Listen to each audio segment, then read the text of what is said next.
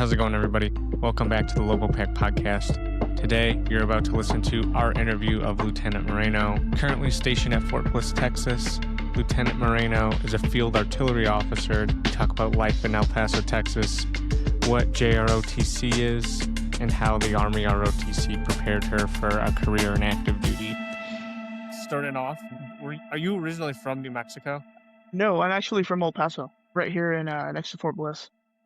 So I had family members that were in the military. A lot of my uncles were in the Marine Corps and stuff like that, but none of my parents were in the military or grandparents. It was just something that I really leaned into when I was in high school. I did the whole JROTC thing, and from then on, I kind of knew that's what I wanted to do, was join the military. Were you in an Army JROTC? I was in Army JROTC, but I had an interest in being a Marine Corps officer at first. So I had applied to the Naval Academy and to West Point. And then I went to like a military academy night. And once I saw what their day-to-day life was like, I kind of figured out pretty quick that I didn't think it was going to be for me.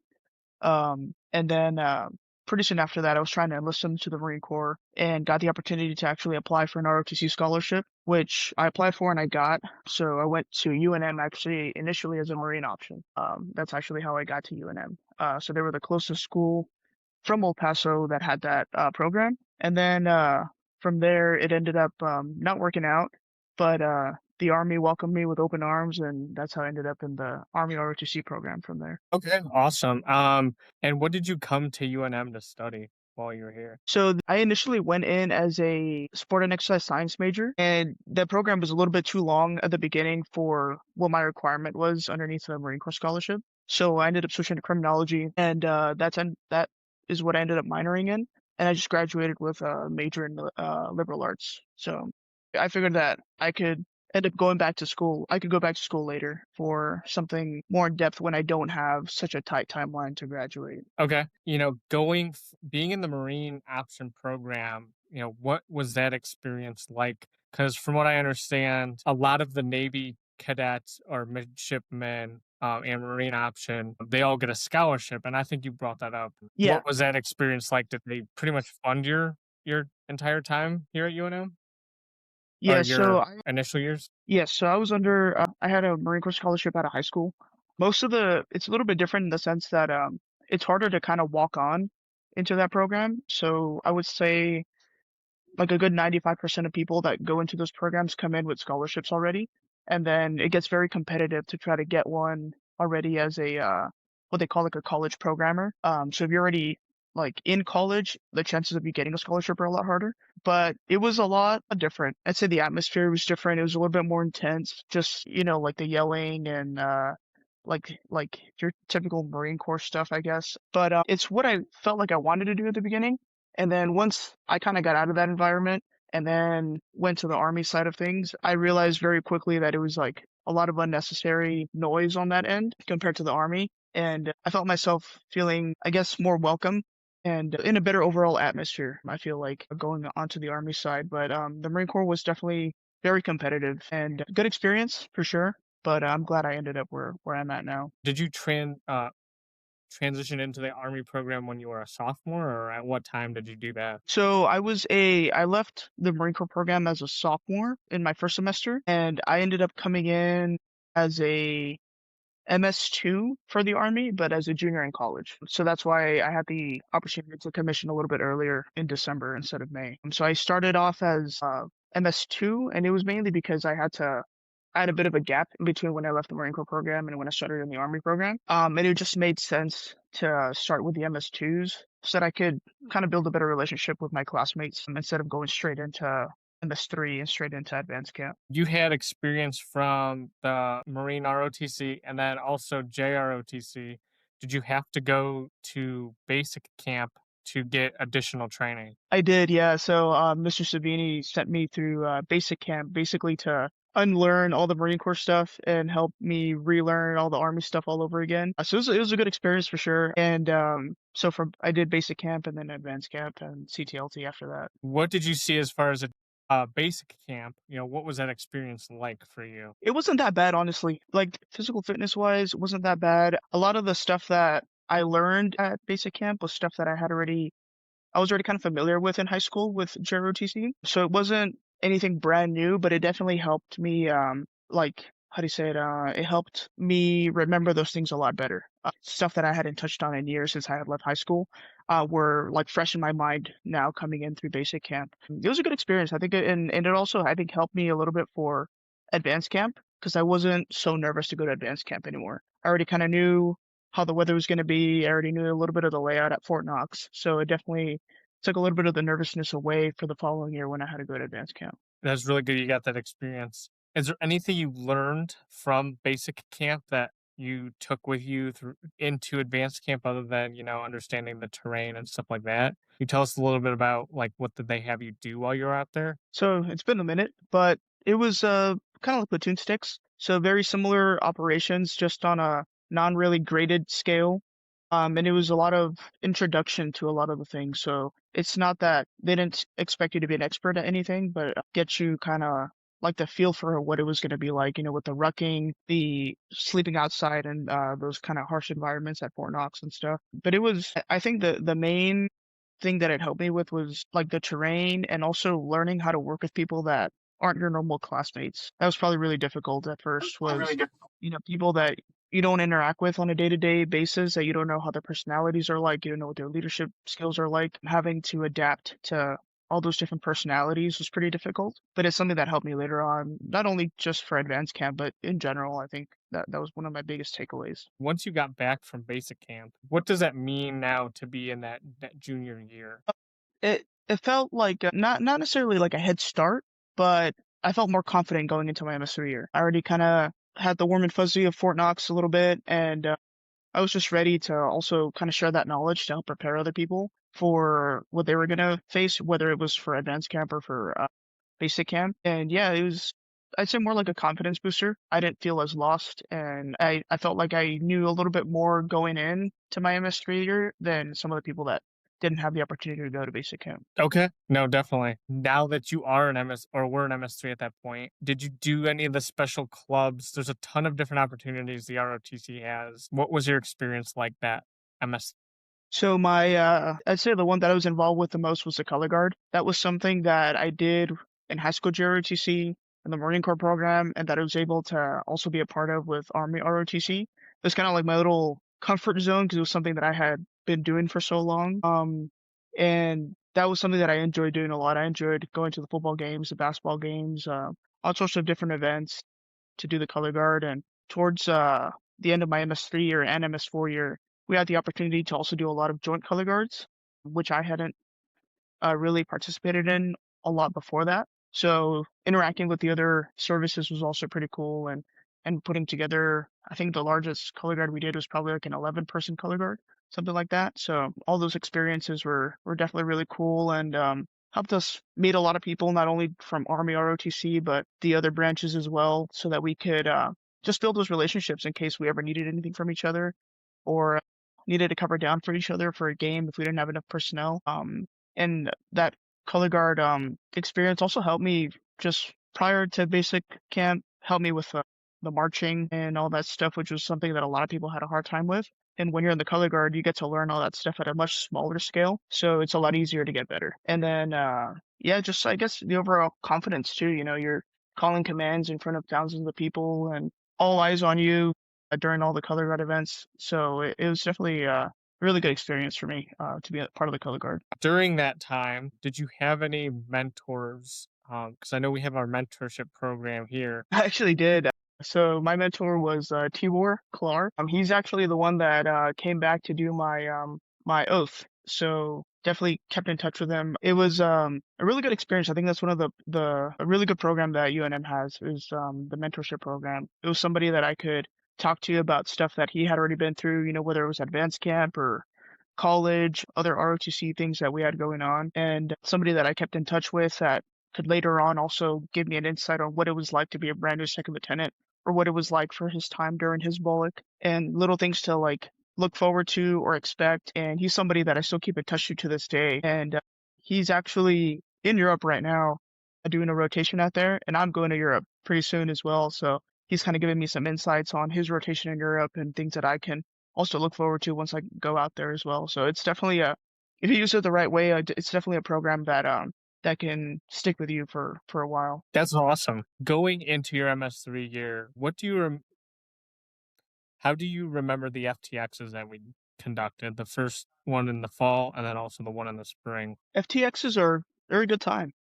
The fall FTX was definitely a really good camaraderie builder, and it was a lot of fun. It was, I think, I know the focus of that one is more for retention, and I think it's a really good FTX to have. It gives you a little bit of a snippet of what it's like to be in the elements a little bit, do the real ROTC stuff like the tactics, all the things that you have to look forward to at camp, without it being too harsh to the point where it's going to push people away too early.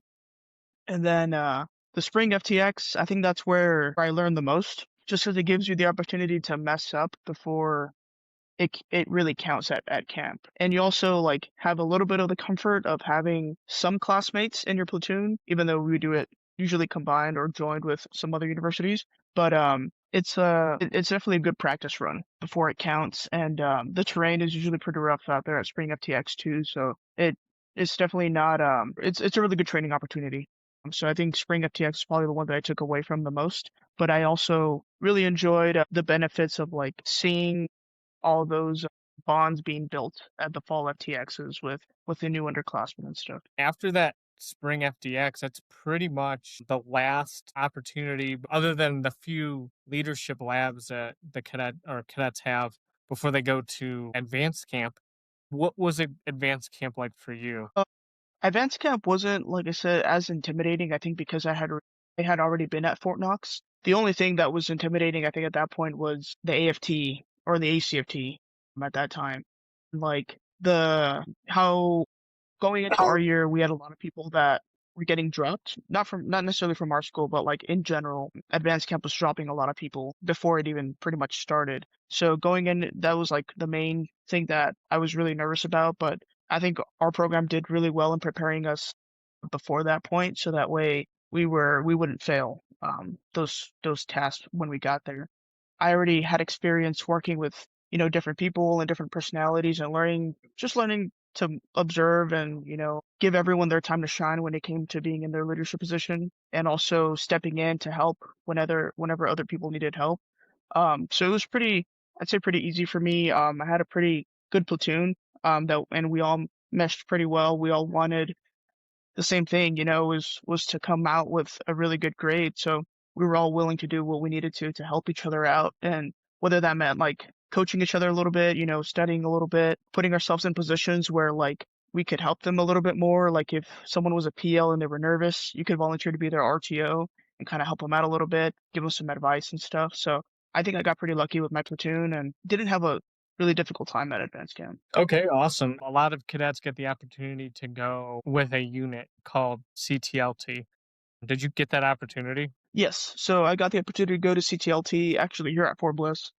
So I came to CTLT with a slot for armor. So I was with 470th Armor here at Fort Bliss, and it ended up working out really well because at that time I was kind of torn between armor and FA, and I didn't really know like which way I was leaning towards, and ended up getting an armor slot, which I was really lucky. I know some people don't get a branch that they're interested in at all. For me to see firsthand a branch that I was interested in was really cool. And I was only with them for a couple days. They ended up getting EDRI to Korea. And right before they left, they asked me if there was another branch I was interested in. I told them it was FA. So they found another FA unit to take me in while they left to Korea.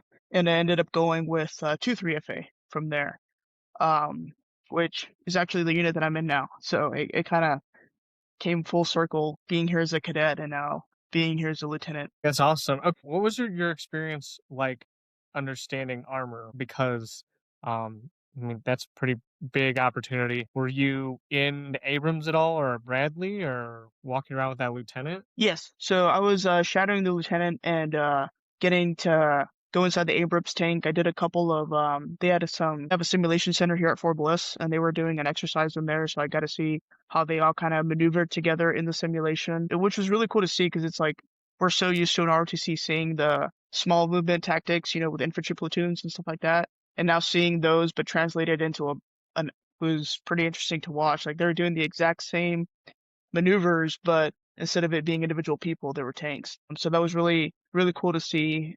I was doing kind of giving me they were kind of giving me an insight of what it's like to be a PL. So I got to do some paperwork with them and stuff like that. And then also break track with them as well. So I got a pretty good experience while I was with the armor unit here. Okay.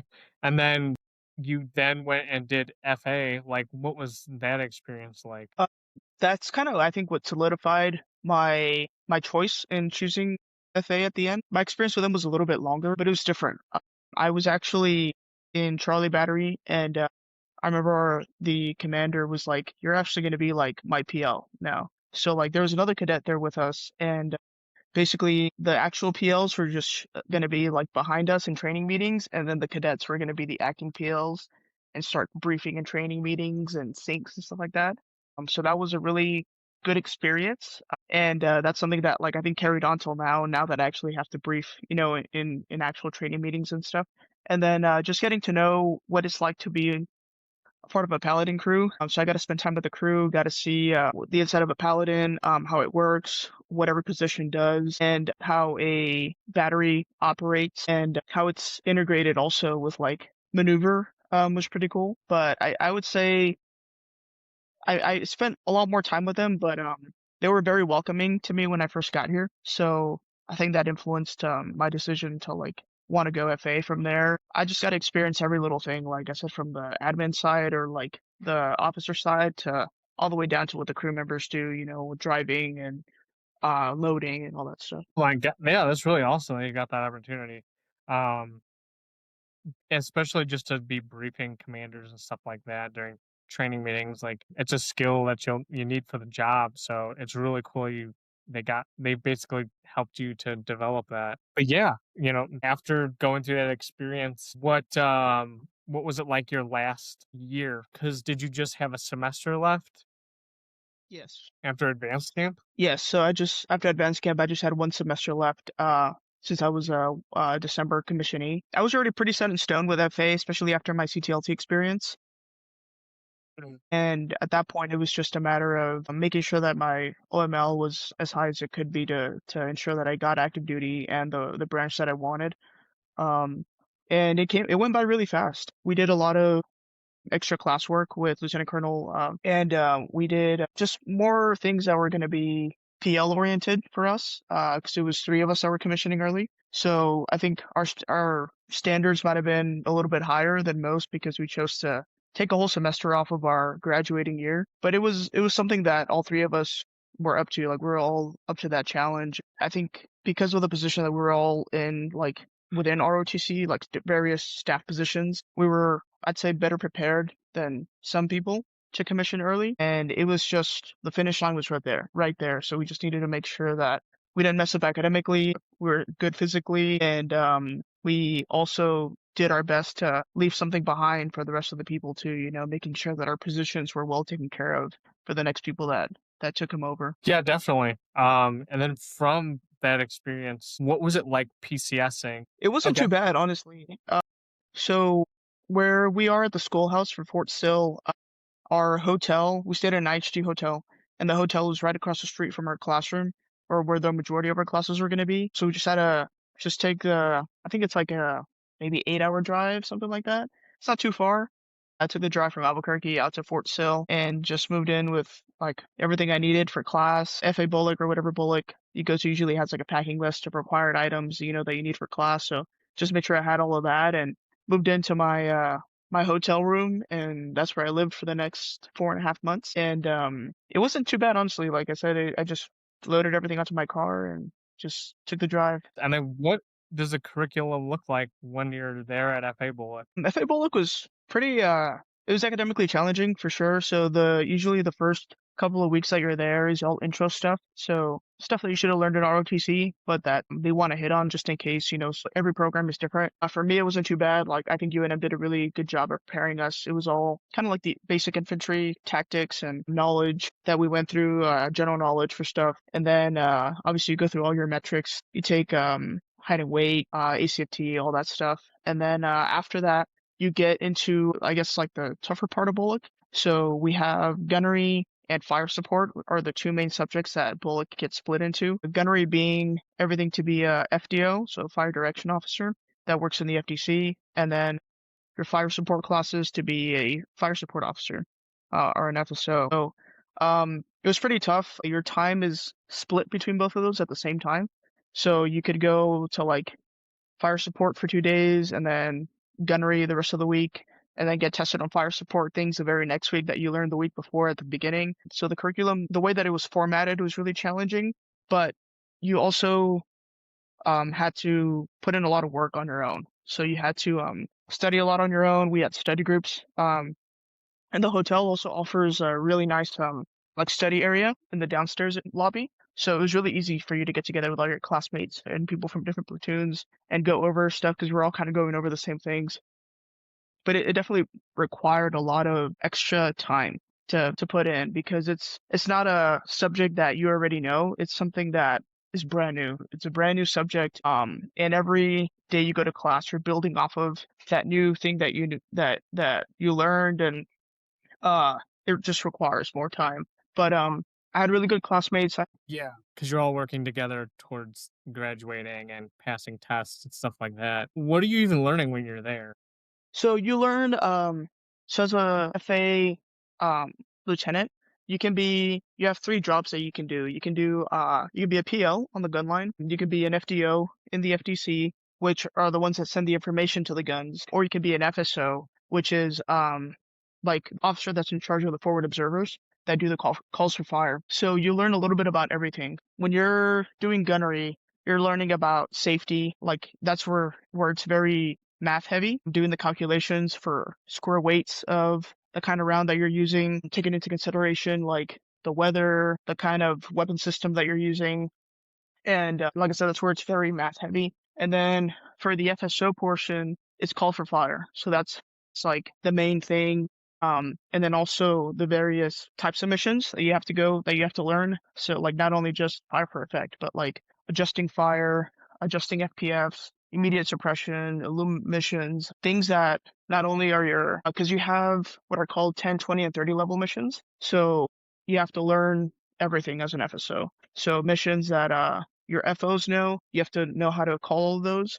And then you also have to learn how to call missions that only you can call in as an officer that are a little bit more like or require a little bit more coordination. What was the hardest thing to learn while you're in? I'd say the hardest thing was definitely gunnery for sure. They said gunnery is very math heavy, which isn't a bad thing, but it's a lot more difficult to learn. They teach you how to do manual gunnery first. And then after manual gunnery, then you learn how to do it through FATEDS, the computer system. So it gets easier, but at the beginning, it's pretty difficult. Then, like I said, it's just like you're looking at a bunch of different tables, doing calculations. So it can get very overwhelming really fast. And a slight mistake in any of those things can lead to a big mistake on the gun line. And I'd say like for me, I wouldn't say it was easy, but I took more interest in the fire support side of things. So that I think was a little bit easier for me to do just because I was interested in it a little bit more with call for fire and just doing things as a forward observer and seeing, I guess, what a forward observer would do and the things that I'd be in charge of.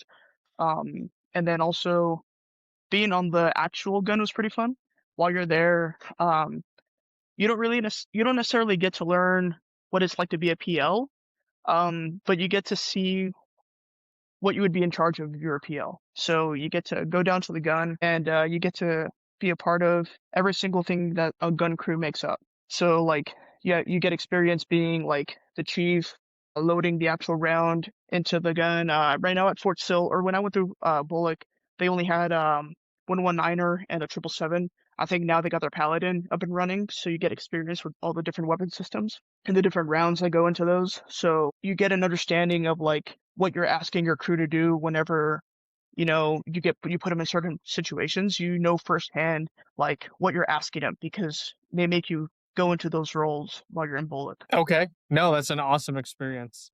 And then graduating from FA Bullock, what did that look like for you? Did you know what unit you were going to go to before you graduated? Yes, yes. So I already knew I was going to Fort Bliss, and then I think it was a little bit of a delay, but I found out while I was at I can't remember too well if it was before I went to Bullock or while I was at Bullock.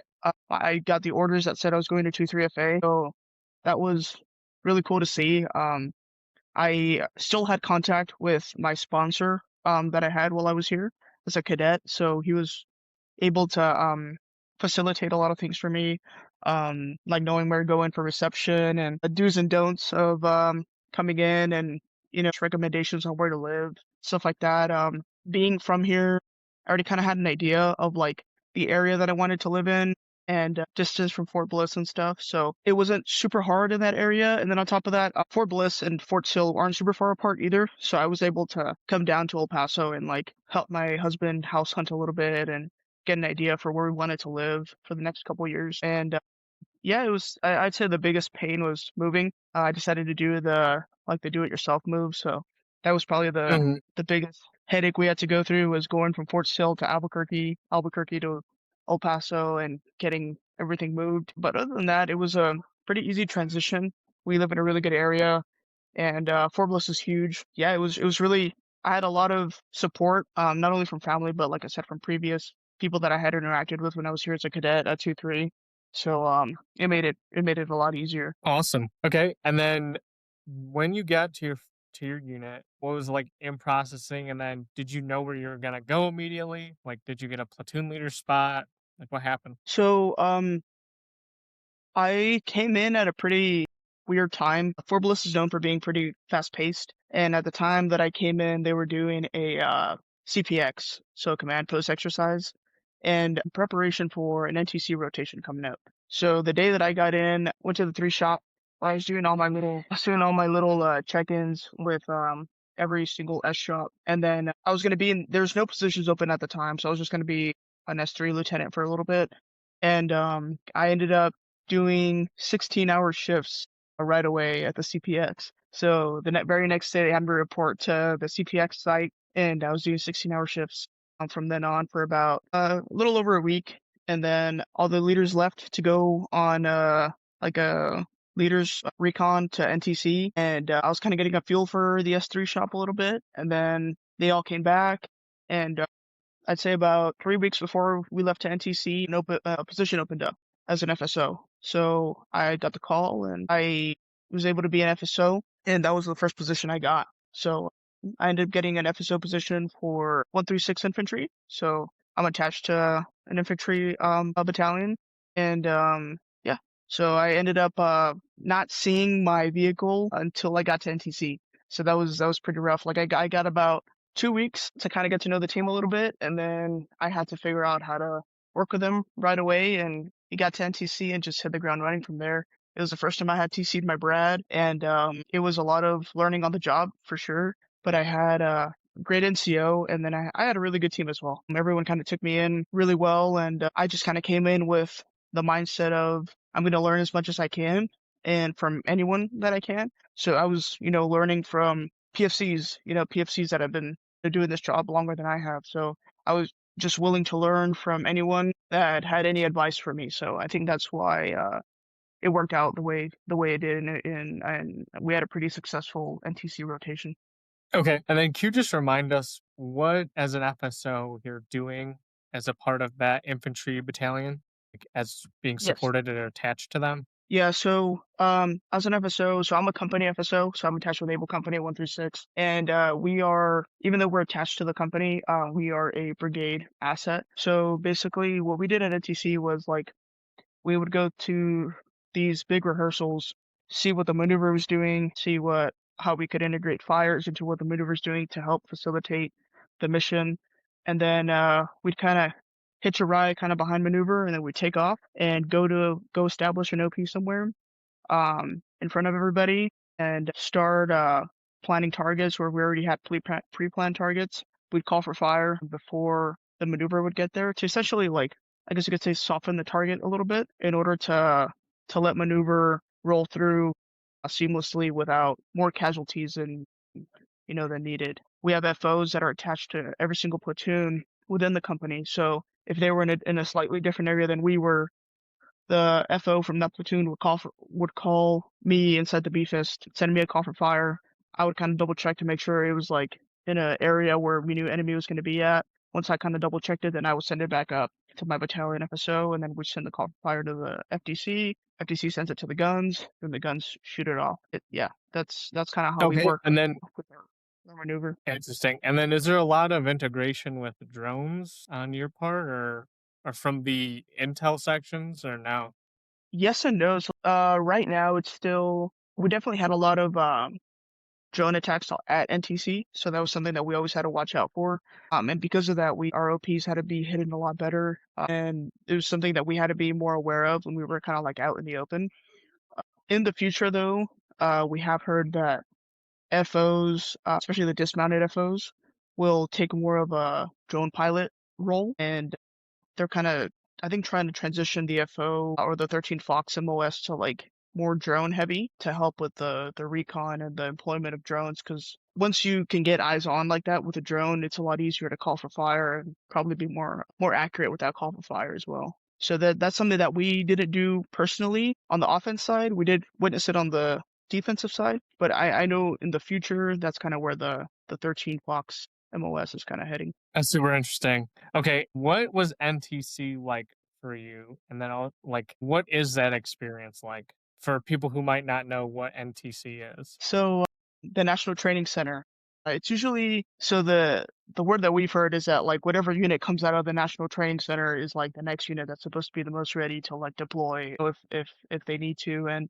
it's an exercise, it's a large combat operation where like you get to integrate everybody, all the moving pieces, armor, infantry, field artillery, and like see how you would perform if we went to war, right? So like you have all the field grades doing all these plans on how they want to accomplish the mission, and then they integrate everybody, so that's where you get to do your job on a full scale, instead of doing your day-to-day admin stuff, like now you actually get to do like what you signed up for, in a sense, and you get to see how your piece of the puzzle fits in with the big picture and how it affects it, and how well you do affects the mission and how poorly you do also affects the mission and how you're integrated with all these other branches and pieces. For us, like we're tied directly to the infantry, but all of our rehearsals were how maneuver and fires support each other. And you can see it's cool. It's one thing to see it on paper, and it's a different thing to see like Bradley's moving online, getting ready to assault through a position and like how well or how accurate your call for fire was to where like it's basically like a big game of laser tag is what NTC is. So everyone has like lasers on their vehicles, and if you see like a bunch of enemy vehicles in one area and you use your map or you use your laser and you call for fire in that area, you can actually see firsthand like how accurate you were. Like their lights will start to blink if they get hit, and then you will usually get a read back like, oh, this many vehicles were destroyed and stuff from the trainers that you have attached to you. So it's a really good exercise that helps you, I guess, see how good you are at your job and where you can improve and how just everything works together. Like how you fit into the big picture of combined arms operations. Yeah, definitely. No, that's a great way of putting it. But also really cool to see because I know NTC is so huge. Like you said, the Bradleys online doing their thing, and it's cool that as an FSO, you're able to just observe all of that as it's happening. But after all of this training, what was it like getting back to your unit? It was just kind of like a scrub, like what did we like our shortcomings, were obviously the main things that we focused on, like what we can do better to like help train our guys more, like more time in the sim or at the sim center doing call for fires would probably be more beneficial, spending more time on this versus that. And so it gave us like, because it was a very real world training exercise, it made it easier for us to shape our training around that on a day-to-day basis back here at Fort Bliss. No, definitely. And then once you get back, what was your timeline like? Did they give you guys leave before you were pretty much prepared to deploy? Like, how does that work? No, not really. So like we, First Armor Division just got back from NTC, and from NTC we're getting ready to go on a Europe rotation. So we got about a day and a half as soon as we got back, and then had to come back and get ready for rail operations. So getting everything off the trains from NTC and then getting up prep to go to Europe. So it was a pretty quick turnaround. especially because loading everything Europe has much higher standards when it comes to like the equipment to go to NTC is not as hard as loading everything go to Europe. Being clean, they don't want any like foreign agricultural stuff like being taken from here to over there. You're also going from, it's not just a straight train to Europe, you're going from here to a port in Corpus Christi that's getting loaded onto a ship. And then from a ship, it'll be, I think, going to Poland, um, and then all that stuff. So like, there's a lot more that planning that had to go into this rotation. What do you have to do in preparation to get deployed to Europe? Obviously, you're doing railhead, but where's your equipment going? It's going, you have to prepare the equipment first. I think that's like the hardest part. For us, it was trying to fix a lot of maintenance issues that came up during NTC, where our equipment isn't used to being used for that long in that kind of terrain for, as rough as, we were with it. So we had a lot of maintenance issues that had to get fixed before the rotation. So just ordering pieces, making sure that we're doing our part with PMCSing the vehicle to get as much things fixed as we can here so that we don't have to worry about it later on. So once we got all that stuff fixed, then it was like going through ag wash. So making sure that you basically just take all the panels off of your vehicle, spray it down to where there's nothing in there, no dirt, no like mud, none of that stuff that, that may be hanging out in there. And then getting all your paperwork ready and going through, they have like a checklist of things that you have to go through MPA. So like making sure that everything in your vehicle is tied down. There's no metal on metal contact inside your vehicle. There's a load plan for what it's going to look like, when you pack all your stuff in your vehicle, making sure that your vehicle is stenciled properly with all the correct unit markings around it, that it has the correct place cards on it. And then after that, once it passes through all the stations, you'll take it to drift and then to rail. So they're just going to double check the weight of the vehicle to make sure it doesn't mess with the weight of like the overall weight that they're carrying on the rail cart, and checking that everything that was checked off beforehand is true.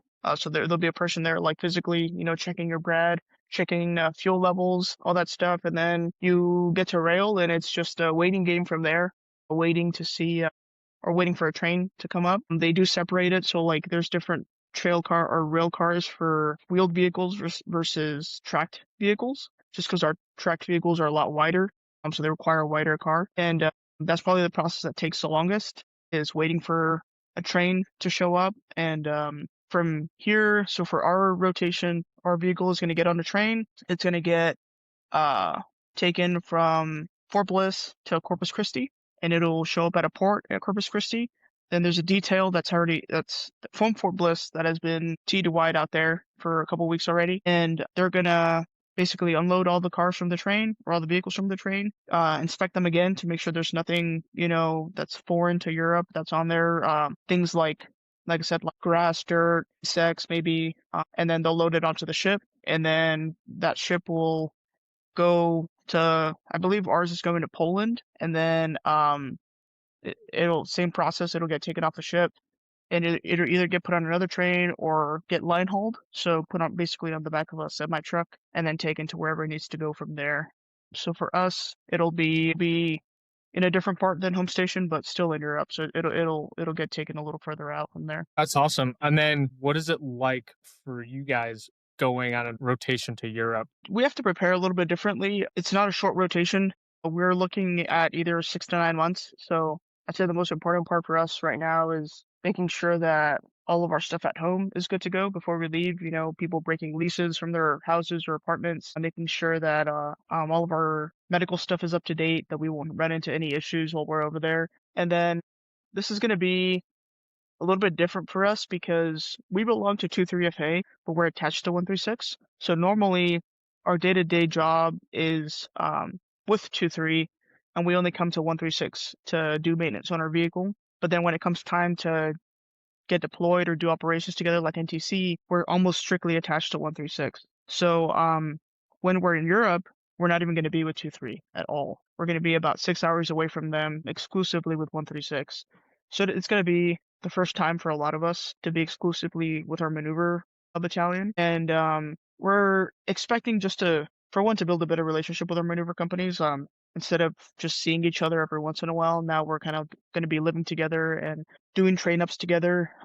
Each other get a better understanding of the other side. So for the FA side, they're going to help us, understand the things that they have to go through and the things that like they expect of us, as to call for fire and stuff like that. And then we're also going to do a lot more of like training together. So we have coordinated simulations. So we're going to kind of help the infantry guys like get a feel for call for fire. That way they understand what we're doing and understand that it's not like a super fast process. And they can also do it on their own in case that for whatever reason we get taken away because we're a brigade asset. So we can get taken away or we can get pulled from the company quite a bit. They're not left with no knowledge of how to do a call for fire. And I think once we're out there, it's going to be just a big training, like train up. So gunnery, certifying crews, almost just like living here, but in Europe. And then we're also going to be looking forward to a JMRC rotation towards the end of our rotation out there.